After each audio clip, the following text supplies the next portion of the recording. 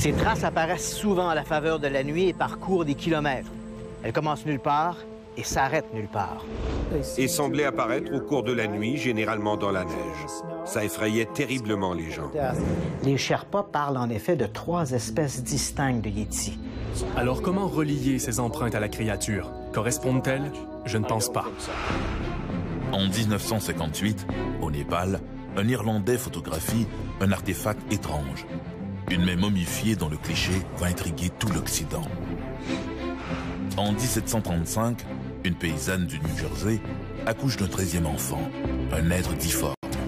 Enchaîné dans le grenier, un soir, il s'échappe. De 1923 à 1970, des témoins rapportent avoir vu un hominidé à la tête blonde près de Cobalt, une ville minière de l'Ontario. Qu'ont-ils vu? Bêtes étranges à dossier mystère.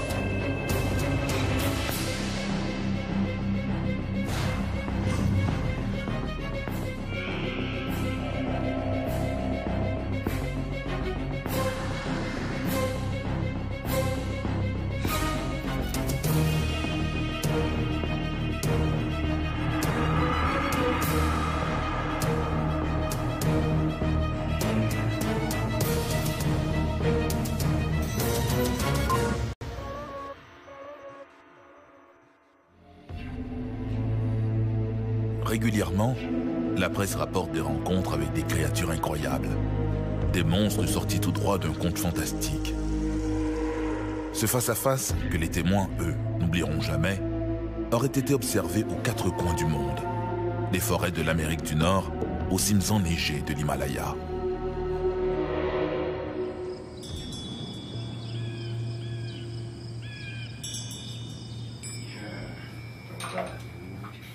L'Irlandais sort de son sac à dos une bouteille de whisky. Il saisit sur le petit autel un bol servant aux offrandes aux divinités de la région et y verse le whisky. Cette nuit-là, Peter Byrne s'apprête à saouler le vieux gardien d'un temple népalais de l'Himalaya. L'Irlandais offre un premier verre au vieux gardien qui le vide d'un trait. Puis un second et un troisième.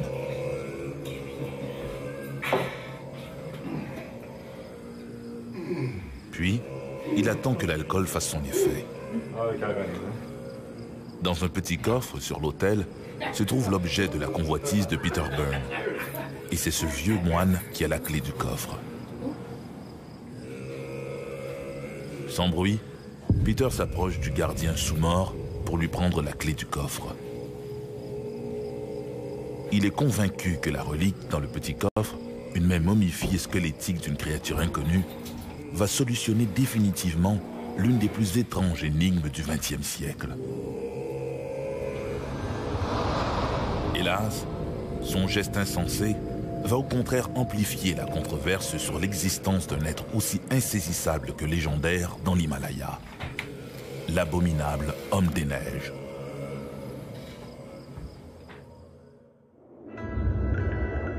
L'Himalaya, ou la demeure des neiges en sanskrit, compte les plus hautes montagnes du monde, dont le mont Everest, qui culmine à 8848 mètres.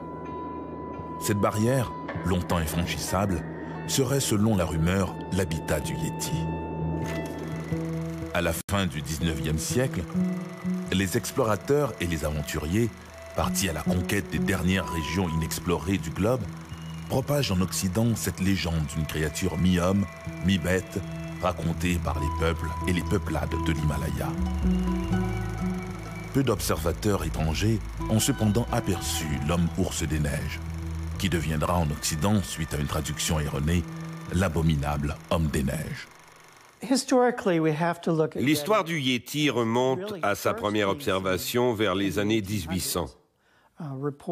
Des rapports en provenance de l'Inde racontent que des gens auraient aperçu au pied des montagnes de l'Himalaya de petites et de grandes créatures poilues. La première mention écrite date de la fin du XVIIIe siècle, en 1794, quand une jeune bergère népalaise raconte avoir été attaquée par un singe géant.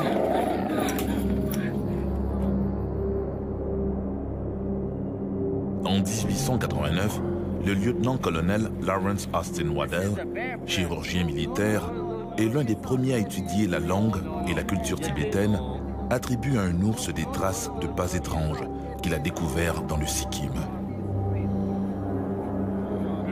Ces Sherpas affirment pourtant qu'il s'agit des empreintes d'un yéti.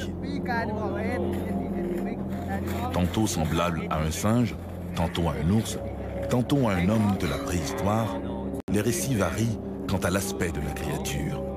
Faut-il alors parler du yéti ou des yétis? Les gens ont parlé de 3 différentes sortes de créatures.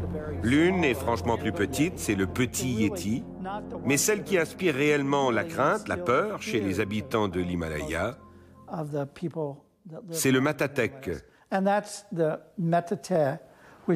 le yéti qui est de la taille d'un homme.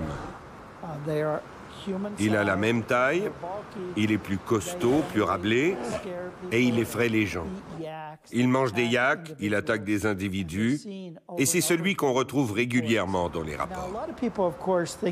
Beaucoup de gens croient qu'il y a une seule race d'hommes des neiges qui vit dans les zones enneigées, et qu'il est blanc. Ceux dont on parle vraiment ont la taille d'un homme, vivent en groupe, sont d'une couleur plus foncée allant de brun à noir, et la raison pour laquelle nous retrouvons leurs traces dans les montagnes, c'est qu'ils se déplacent d'une vallée à l'autre. Les très grands yétis, ceux qu'on décrit comme ayant une taille de 9 pieds, du moins tels que décrits dans les rapports où nous croyons qu'il y a beaucoup d'exagération, ceux-là sont probablement des ours dressés sur leurs pattes arrière qu'on aperçoit dans les montagnes. Et ce serait de là que vient la confusion qui mène à croire qu'on a affaire à 3 types différents. Dans tout l'Himalaya, la croyance au yéti fait partie des traditions populaires. Cette bête légendaire alimente les rumeurs, mais il y a peu de traces visibles de sa présence. C'est en 1921 qu'on a retrouvé les premières empreintes de pieds, et c'était au cours d'une expédition d'escalade. Mais de 1921 à 1951, on a rapporté l'observation d'empreintes, mais on n'avait aucune photo de celle-ci. En 1936, l'alpiniste anglais Eric Shipton observe à son tour une série d'empreintes spectaculaires sur l'un des hauts glaciers de la région. Eric Shipton et Michael Ward, alors qu'ils essayaient de repérer la meilleure piste pour escalader le mont Everest, ont découvert de telles empreintes. Lors d'une seconde expédition visant à paver la voie à la conquête de l'Everest en 1951, le même Eric Shipton découvre et photographie des empreintes visibles sur plusieurs kilomètres à plus de 6000 mètres d'altitude. Cette première preuve va faire la une du Illustrated London News. En 1951, la photo d'Eric Shipton montre très clairement l'empreinte d'une créature de type simiesque, avec le gros orteil bien détaché. Et pourquoi est-ce si important? Parce que c'est le premier cliché qui montre aussi clairement les orteils et qui décrit aussi précisément l'empreinte, alors que jusque-là, on n'avait que de vagues traces dans la neige. Répondant à l'intérêt de ses lecteurs, le London Daily Mail finance en 1954 et en 1955 2 expéditions dans l'Himalaya. Après la publication des photos de Shipton, l'Angleterre, toute l'Europe et l'Amérique entière sont devenues très emballées par toute l'affaire. C'est là que le Daily Mail intervient et décide en 1954 de financer la première expédition pour rechercher le Yéti. C'était une véritable révolution, car jusque-là, toutes les autres expéditions avaient été initiées pour appuyer les efforts des grimpeurs. Ici, pour la première fois, vous aviez un changement de mentalité. On met sur pied une expédition spécialement destinée à retrouver une espèce inconnue dans l'Himalaya. Ralph Izard, le journaliste délégué par le journal, publiera à son retour L'abominable homme des neiges.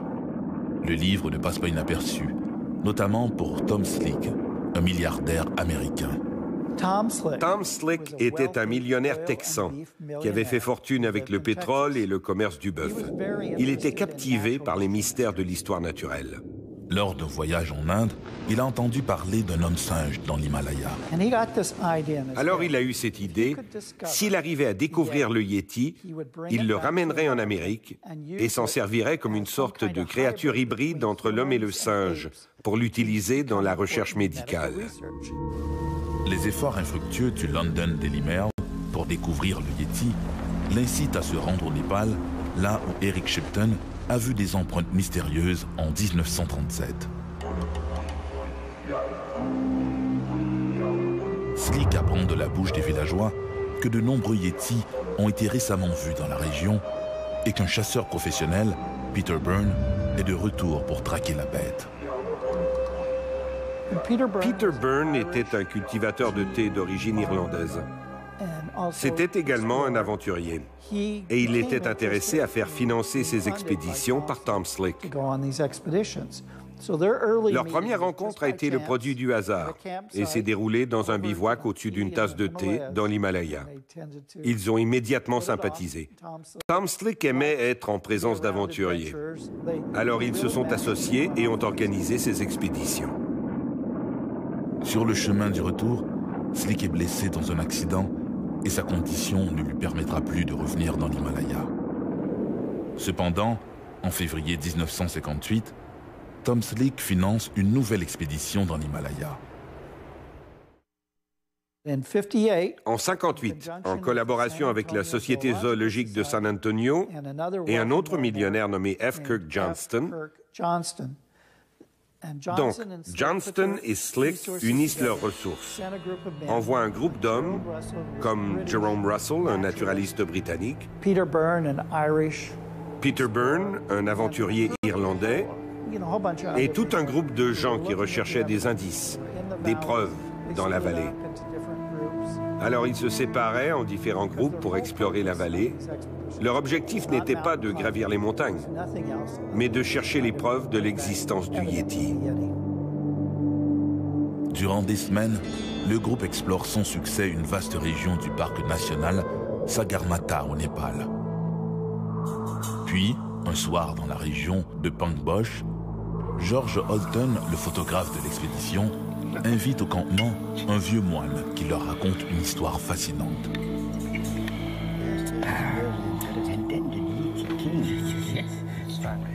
Le fondateur de leur temple, le lama Sangwa Dorje, aimait se retirer dans une grotte dans la montagne qui domine le temple pour y méditer chaque jour.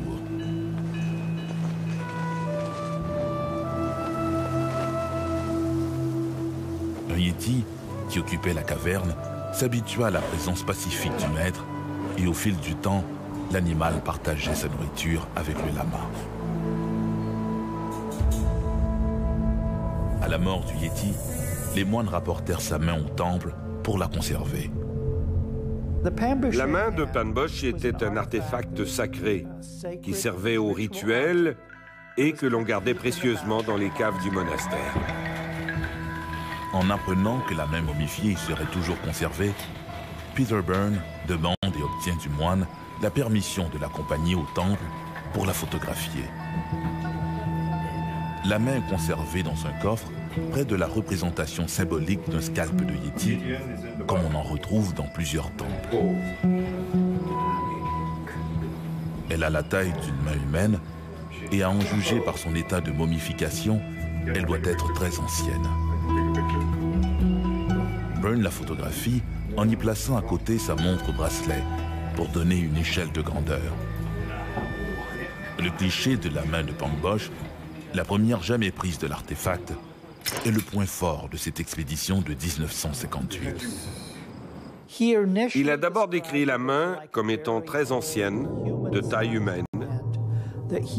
Il avait eu le privilège de l'observer, mais pas d'y toucher pour y relever des échantillons. De retour en Angleterre, Peter Byrne et Tom Slick présentent lors d'un dîner leur photographie au docteur William Charles Osman Hale, un primatologue réputé et membre de la Société royale de zoologie de Grande-Bretagne et du Collège royal des chirurgiens de Londres. Le scientifique s'avoue très intrigué par la morphologie générale de la main. Le primatologue aimerait avoir la main de Pangboche pour l'expertiser. Peter Byrne affirme la chose impossible. Au cours de leur rencontre, qui se tenait dans un restaurant très élégant, il a renversé un plein sac d'os sur la table, des os qui provenaient d'une main humaine, en demandant « Pourriez-vous remplacer la main de Pangboche par cette main ?» Et Peter Byrne de répondre « Je ne sais pas si je pourrais fabriquer la main au complet, mais je pourrais peut-être en faire une partie. » Au printemps de 1959, Peter Byrne retourne au Népal avec un plan en tête. Outre son piolet, ses crochets et ses mousquetons, Byrne emporte avec ses bagages le pouce du squelette de main que lui a offert Dr. Hill et 2 bouteilles de whisky. Peter Byrne est donc retourné au monastère de Pangboche, a retrouvé le moine qu'il connaissait et s'est fait conduire dans les caves du monastère, où il l'a enivré. À quelques mètres de lui, les ronflements de son compagnon de beuverie prouvent que l'ivrogne a commencé à cuver son vin.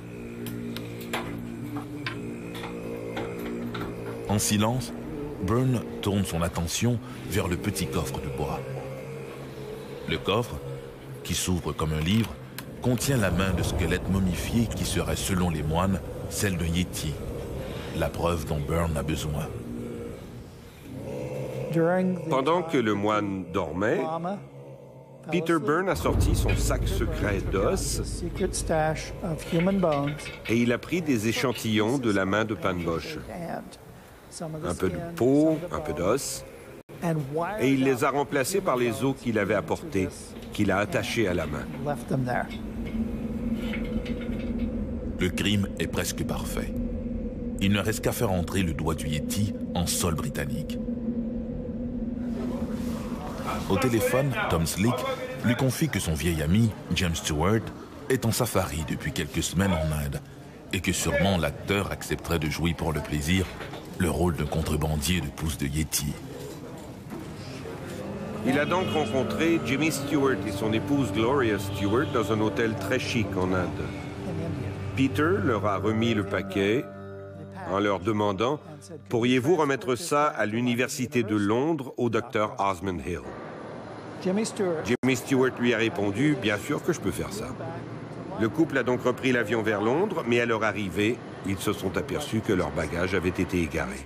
Jimmy Stewart était contrarié, très en colère, et il a passé toute la journée à s'inquiéter. Le lendemain, les autorités de l'hôtel sont venues le voir pour l'informer qu'on avait retrouvé les bagages égarés. Stewart a ouvert la valise, a pris les os et s'est précipité à l'Université de Londres pour les remettre au Dr. Osmond Hill. Le soi-disant doigt du Yéti est rapidement acheminé au bureau du Dr. Hill, qui l'examine aussitôt. Les phalanges sont tout à fait semblables à celles d'un doigt humain. Quant au tissu biologique, là aussi il est impossible de tirer une conclusion définitive. Pour le primatologue, le doigt est indiscutablement celui d'un grand primate, probablement humain, mais il s'avoue incapable de trancher définitivement. À l'automne 1960, l'alpiniste Edmund Hillary, le vainqueur de l'Everest, et Marlin Perkins, directeur du parc zoologique Lincoln à Chicago, s'envolent pour une expédition dans le Népal, sans cacher leur scepticisme face à l'existence de l'abominable homme des neiges. Ignorant tout de la substitution opérée 1 an plus tôt par Peter Byrne, Hillary et Perkins arrivent enfin à Pangboche. Ils espèrent examiner la fameuse main du Yéti, précieusement conservée au monastère. Avant même leur départ, il était clair qu'ils partaient en expédition pour nier la véracité du Yéti. Ils n'étaient pas intéressés à trouver des preuves confirmant son existence. Ils souhaitaient simplement trouver des indices qui viendraient appuyer leur point de vue de sceptique, de manière à ce que ce soit leur opinion qui prévale. En arrivant devant la main de Pangboche, ils l'ont regardé et ont déclaré « C'est vraiment une supercherie, ce sont des os humains qui tiennent avec du fil. » Au retour de leur expédition, Hillary et Perkins déclarent que le Yéti n'a jamais existé. Entre-temps, le fameux doigt du Yéti, la seule preuve pour contredire Hillary et Perkins, a mystérieusement disparu au laboratoire de recherche de Osmond Hill. Il sera retrouvé par hasard 50 ans plus tard. Un os du doigt de la main de Pan Bosch a été redécouvert il y a moins de 2 ans. Il a été retrouvé dans un musée, tout près de l'Université de Londres. Et le matériel d'identification indiquait qu'il s'agissait d'une partie de la main de Pan Bosch. Aujourd'hui, nous vivons à l'ère de l'analyse d'ADN. L'os a donc été analysé et les résultats ont dit humain, près de l'humain, et il semble apparenté à un ossement humain. Une des théories concernant la main de Pan Bosch est qu'il s'agirait de la main très ancienne d'un moine. Mais qu'au fil des ans, l'histoire se soit transformée pour que cette relique sacrée appartenant au fondateur du monastère devienne la main d'un yéti. Et c'est cela qui expliquerait peut-être l'origine de la main de Pan Bosch. Au Népal, la croyance au yéti repose sur des traditions séculaires. Mais la créature des neiges éternelles a-t-elle jamais existé? Aujourd'hui, même dans l'Himalaya, l'environnement est menacé. Et avec la détérioration de ce milieu, le yéti du folklore pourrait être au bord de l'extinction et disparaître à jamais, avant même que la communauté scientifique ait pu prouver son existence. Le mystère de l'abominable homme des neiges survivra, lui sans doute, à la disparition de l'espèce à l'origine du mythe. Je crois que l'histoire du yéti est une affaire complexe. Elle implique beaucoup d'éléments folkloriques qui peuvent se fonder sur des histoires racontées par des moines qui ont traversé l'Himalaya et qui ont observé un petit animal qu'ils n'ont jamais pu identifier.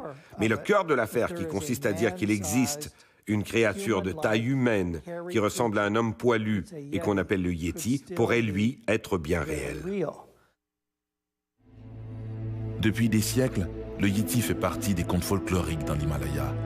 Certaines autres observations sont encore plus incroyables, particulièrement lorsque la créature semble tout droit sortie de l'enfer. À moins que les témoins aient eu une imagination trop fertile.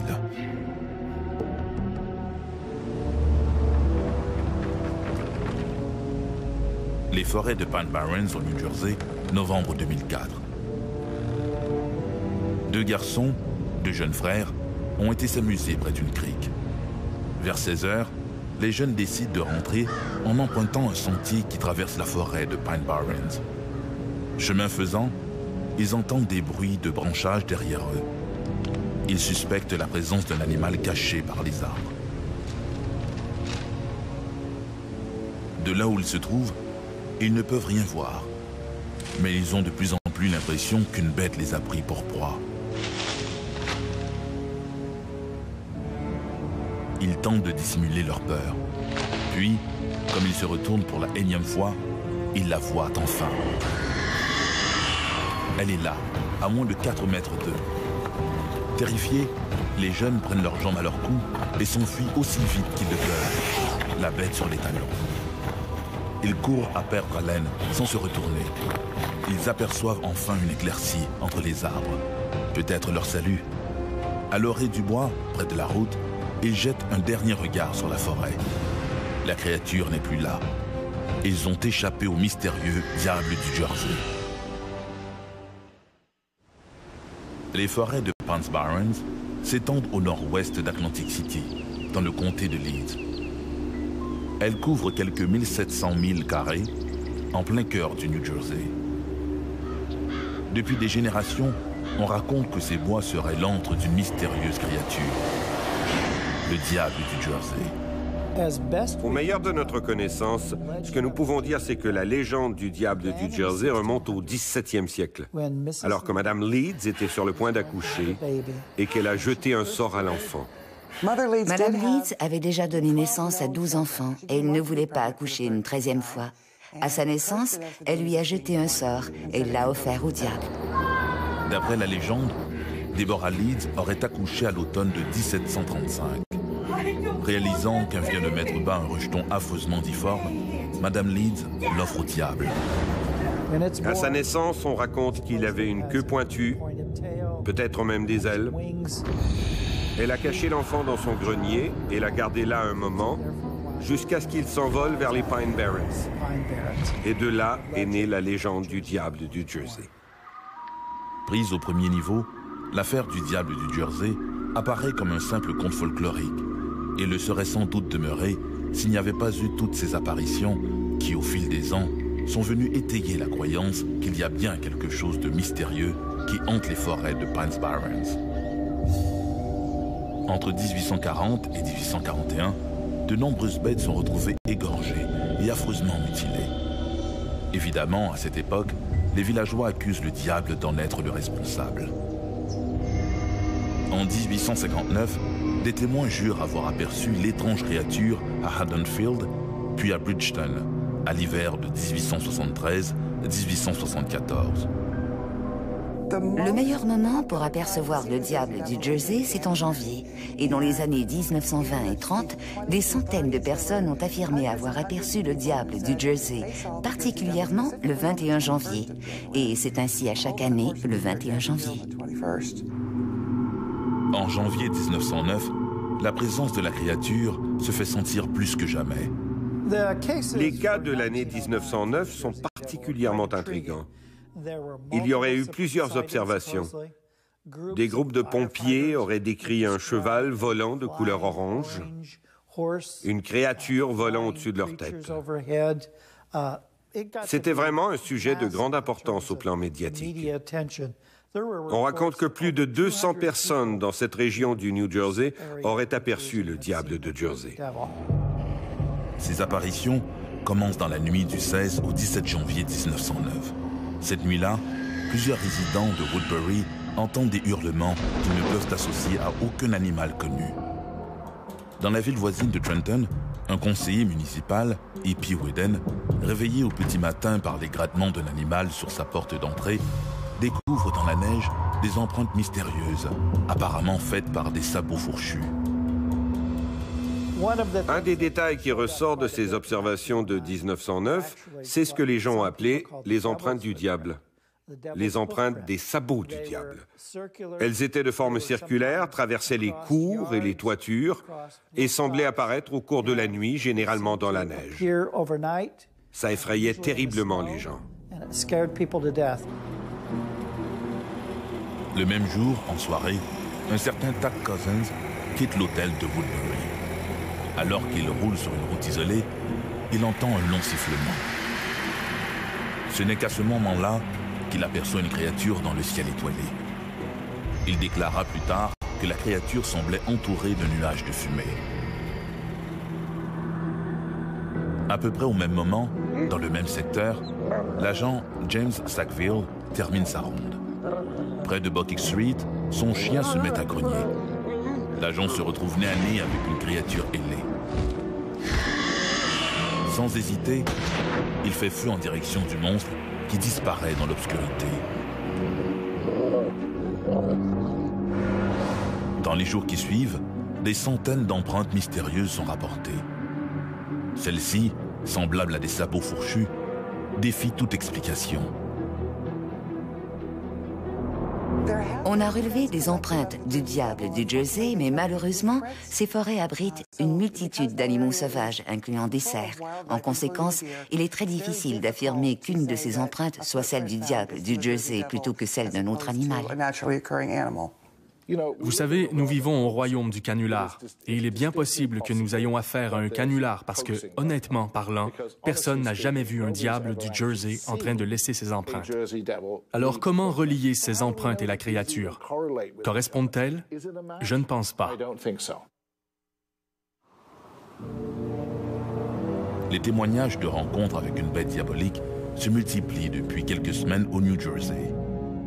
Le 19 janvier, le diable fait une énième apparition, cette fois dans la cour de Madame Evans. À Bristol, de l'autre côté de la rivière de Delaware, l'épouse de John McOwen jette un œil par la fenêtre. Sur la grève, un animal accroupi semble s'abreuver. Il a de grandes ailes membraneuses, mais sa tête est celle d'un rat géant ou d'un cheval. La créature se redresse bientôt et disparaît dans les bois qui bordent la rivière. Même phénomène à Gloucester et à Camden, plus au sud. À lire les comptes rendus quotidiens de la presse, on a l'impression que le diable est partout. Les habitants sont inquiets. En forêt ou près des cours d'eau, chacun est sur ses gardes. À Moorestown, elle surprend un jeune pêcheur. Les villageois trouvent des animaux égorgés un peu partout et à proximité, des empreintes de sabots fourchus. Je connais cette histoire des empreintes du diable qui remonte à 1855 et que les gens attribuent au diable du Jersey. Mais il y a un problème majeur. Ces empreintes du diable ont été retrouvées dans le Devon, en Angleterre, bien avant la naissance de la légende du diable du Jersey. Je crois qu'il est intéressant que plusieurs recherches récentes sur les empreintes du diable en Angleterre et celles des sabots au New Jersey aient présenté des similitudes. Elles pourraient avoir été produites par des petits mammifères, comme des écureuils, sautant d'un point à l'autre, et dont les traces sous l'effet du dégel pourraient ressembler à des empreintes de sabots. Après avoir semé la terreur dans une dizaine de villages, la créature disparaît soudainement. Plusieurs imaginent qu'elle est morte, mais il n'en est rien. Au cours des décennies suivantes, ces apparitions se font plus rares, mais toujours aussi spectaculaires. Aussi tenace qu'une légende urbaine, il y a toujours un automobiliste qui, après s'être arrêté pour changer de crevaison, a vu se dresser devant lui la créature ailée. Effrayés, combien se sont réfugiés dans leur véhicule et ont verrouillé leurs portières. La légende du diable du Jersey est assez intéressante parce qu'elle souligne le fait que, de nos jours, tous les événements comme l'apparition d'un animal bizarre, le lait qui surit ou les pneus qui crèvent sont attribués au diable du Jersey. Alors pour moi, le diable du Jersey est devenu une expression parapluie. Tous les monstres ou les créatures inconnues qui sont aperçus dans l'État du New Jersey portent invariablement le nom de diable du Jersey. Aujourd'hui, on ne sait toujours pas quelle est sa véritable nature. On tend à le décrire comme essentiellement humain, ce qui le classerait dans la catégorie de la cryptozoologie. Il y a assez peu d'indices physiques pour en faire un cas d'étude. Et je crois que c'est le problème avec le diable du Jersey. Il n'y a pas de carcasse et les empreintes de sabots peuvent avoir été faites par des rongeurs.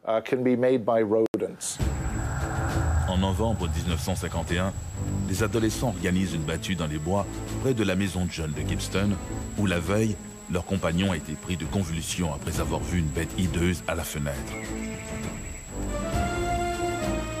L'un des garçons, Jerry Ray, racontera plus tard avoir été agressé par la créature qui a bien failli l'emporter dans les bois. Cet événement déclenche une hystérie collective qui n'est pas sans rappeler la vague de 1909. Pour endiguer le flot d'amateurs qui débarquent à Gibbston, dans l'espoir d'y apercevoir l'insaisissable créature, le chef de la police, Louis Silvestro, fait apposer à l'entrée de la ville de grandes pancartes affichant que le diable du Jersey est un canular.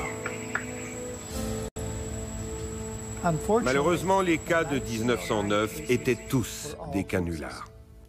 Ce qu'on a découvert des années plus tard, c'est qu'en 1909, le canular avait été créé par des spéculateurs immobiliers. En rapportant ces observations dans les journaux, ils visaient à effrayer les gens qui habitaient dans un certain corridor de l'État du New Jersey. Ils souhaitaient les effrayer afin de les pousser à vendre leurs propriétés à bas prix, de manière à ce qu'on puisse y construire une voie de chemin de fer. Et mon associé, Ivan T. Sanderson, a pu retrouver les empreintes. L'objet qui servait à imprimer les fausses empreintes qui ont été signalées dans plusieurs des rapports. Et il a même des photos de cela. Malheureusement, les cas de 1909 ont servi à créer de formidables documents d'archives, mais ce sont tous des canulars. Supercherie ou non, encore aujourd'hui, l'observation de nombreuses empreintes non identifiées est fréquemment rapportée aux autorités. Il semble que le diable du Jersey, ou que quelque chose qu'au fil du temps on appelle le diable du Jersey, continue d'apparaître régulièrement. L'un des cas les plus récents sur lesquels j'ai enquêté impliquait un garde forestier qui avait affirmé avoir aperçu une créature traversant l'autoroute en sautillant et qui lui avait semblé être une sorte de mélange de Bigfoot et de kangourou. Il a donc décidé de le baptiser Diable du Jersey parce qu'il se trouvait au New Jersey. Mais il est certain que quelque chose qui effraie ces gens et leur fait penser au Diable du Jersey continue toujours d'apparaître. Les observations du Diable du Jersey se produisent depuis maintenant 3 siècles. La propriété des Leeds, à Leeds Point, au New Jersey, juste au nord d'Atlantic City, est demeurée presque intacte. Les fondations sont toujours là et beaucoup de gens s'y rendent en visite et parcourent les bois pour tenter d'y trouver des souvenirs de la famille Leeds. Quelle que soit sa nature exacte, le Diable du Jersey semble encore bien portant pour un vieillard de 280 ans. Le Diable du Jersey est-il un canular ou une espèce inconnue ressemblant à un diable transformé par l'imagination populaire ou la croyance religieuse? Après tout, les vastes forêts de l'Amérique du Nord ont abrité bien des légendes de bêtes mythiques. L'une d'elles, très persistante, s'appelle Sasquatch, le vieil homme de la forêt.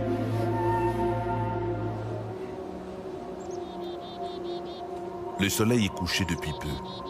Sur l'autoroute menant à Sault-Sainte-Marie, la circulation est fluide. Dans ce secteur, la chaussée est bordée par les Hiawatha Highlands, des forêts denses composées principalement de conifères. Un peu au sud de Hayden, un camionneur aperçoit une forme sombre qui se tient sur le bas-côté. La forme n'est plus alors qu'à une vingtaine de mètres. Le chauffeur comprend qu'il ne s'agit pas d'un animal ordinaire, mais d'une créature simiesque de 2 mètres de haut et couverte d'une fourrure sombre. Le temps de réaliser sa méprise, que la créature a déjà tourné les talons pour disparaître dans la forêt.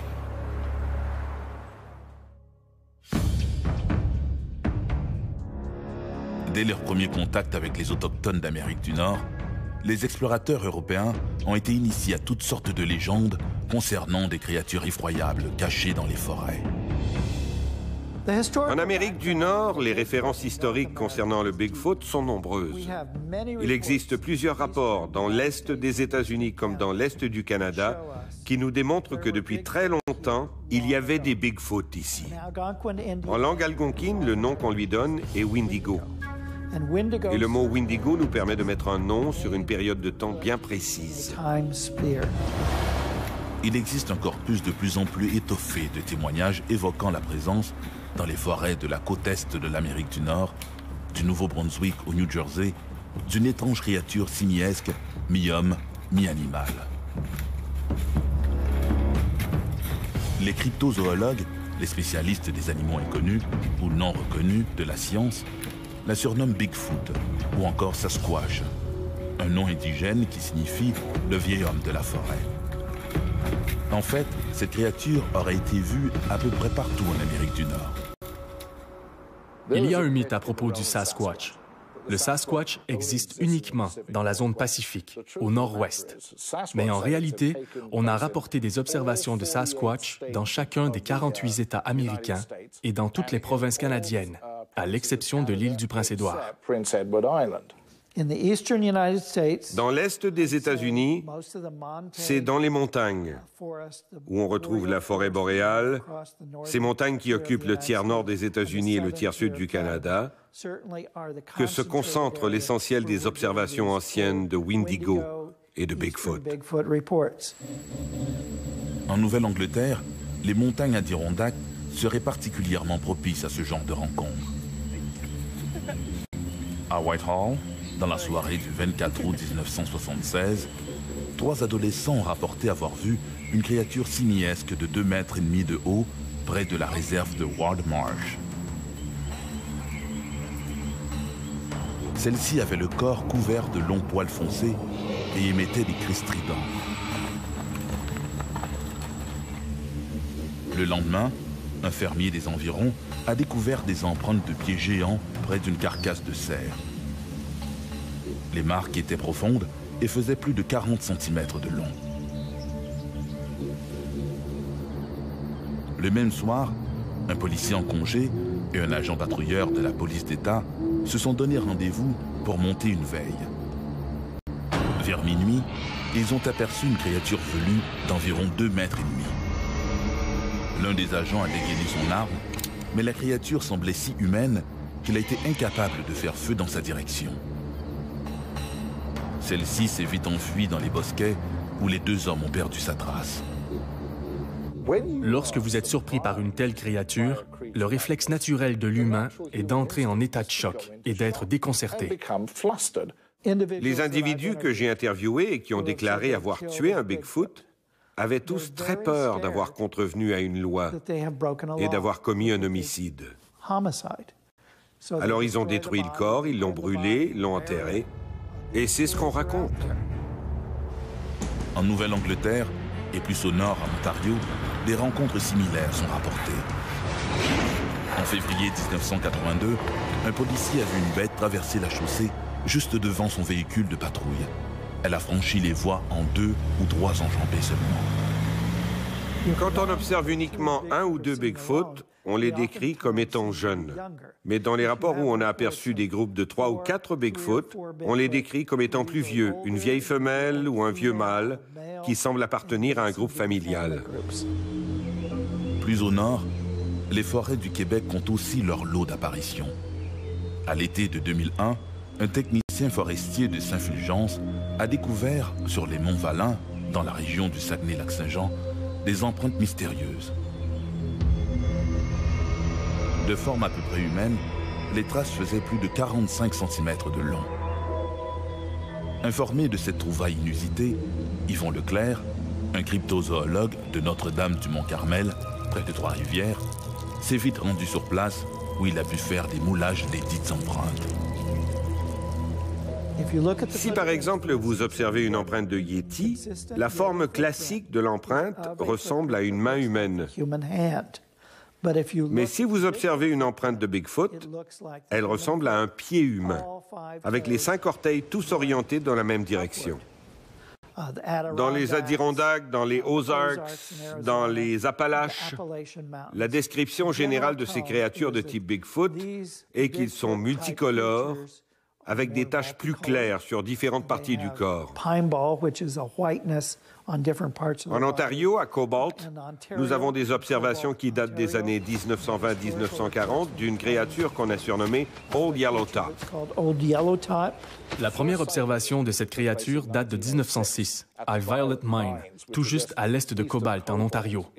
Un groupe de mineurs qui érigeaient une structure ont aperçu cette créature, 7 pieds de haut, le poil foncé, de cheveux longs avec sur le dessus de la tête une masse de poils blonds. Passons maintenant en mode avance rapide, car nous avons toute une série d'observations. 1923, 1927 et ainsi de suite. En 1970, nous avons un chauffeur d'autobus nommé Amos Latreille qui transporte un groupe de travailleurs à bord de son véhicule. Il circule sur une route dans cette région lorsqu'il doit faire une manœuvre brutale pour éviter que son autobus ne heurte ce qu'il décrira plus tard comme un yellow top, une grande créature poilue avec une touffe de poils blonds sur le sommet du crâne.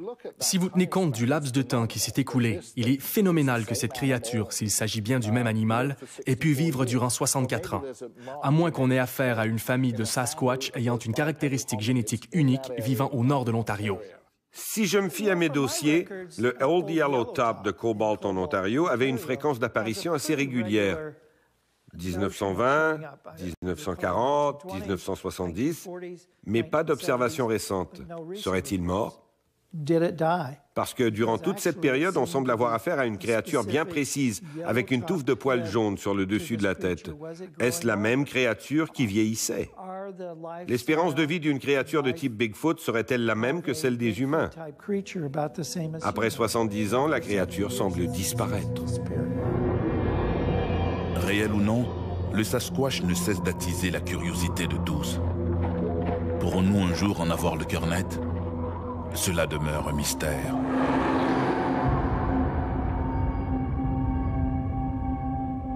Pour plusieurs, le Sasquatch, le Yéti ou le diable du Jersey ne sont que des fabulations. Leur existence ne repose que sur des témoignages vagues, nuls sur le plan scientifique.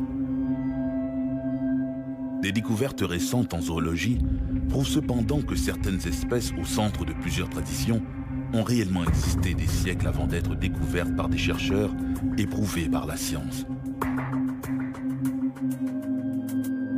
Leur existence bien réelle explique après coup la ténacité des contes populaires.